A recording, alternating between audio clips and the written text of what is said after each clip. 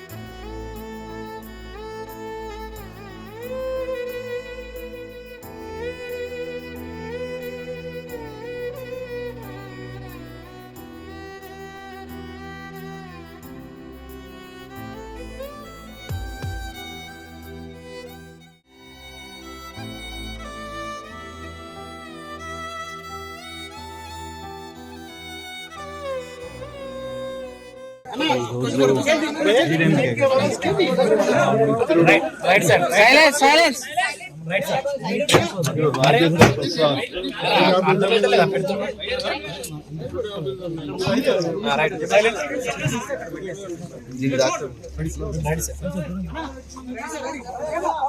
చాలా unfortunate day. నా మిత్రుడు 46 సంవత్సరాల అసోసియేషన్ నాకు రాజేంద్ర ప్రసాద్ గారికి, నా బిడ్డలు వాళ్ళ బిడ్డలు కలిసి పెరిగారు. వాళ్ళు చెన్నైలో కానీ ఇక్కడ హైదరాబాద్లో కానీ ఎప్పుడు కలుసుకున్న ఫ్యామిలీ పరంగా రాజేంద్ర ప్రసాద్ మాట్లాడుతుంటాడు. వాళ్ళ కుటుంబం, వాళ్ళ ఎదుగుదల, బిడ్డలకు, అలాగే మా ఇంట్లో మా విషయాలు మేము చెప్పుకుంటుంటాం. అలాంటిది ఈ రోజున వినకూడని దుర్ఘటన, అకాల మరణం తన ఇంట్లో చోటు చేసుకుందంటే చాలా చాలా బాధ అనిపిస్తుంది. ఎందుకంటే ఆ వయసు బిడ్డలు నాకు ఉన్నారు.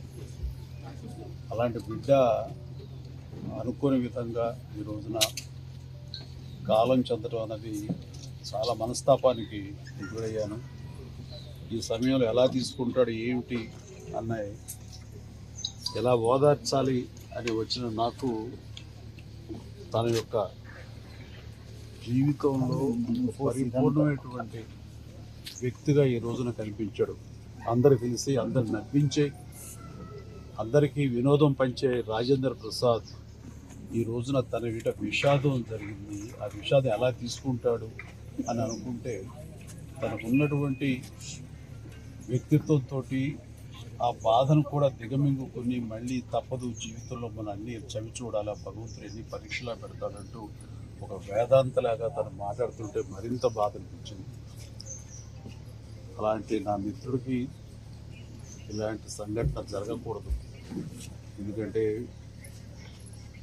చిన్నవాళ్ళు పెద్దవాళ్ళు ఏమవుతారు ఏంటి అంటూ ఆ వయసుకు సంబంధించి మా దగ్గర అవుతున్న కొద్దీ వాళ్ళు బాధపడతారు. అలాంటిది బిడ్డలు ఇంకా ఎదుగుదల ఉంది, వయసు సగం కూడా కాలేదు జీవితకాలంలో, వాళ్ళు అలా కనుమరుగైపోతారు అనేది తట్టుకోవడం చాలా కష్టం. అలాంటి పరిస్థితి రోజున నా మిత్రుడికి, ఆ కుటుంబానికి కలిగినందుకు చాలా చాలా బాధ అనిపిస్తుంది.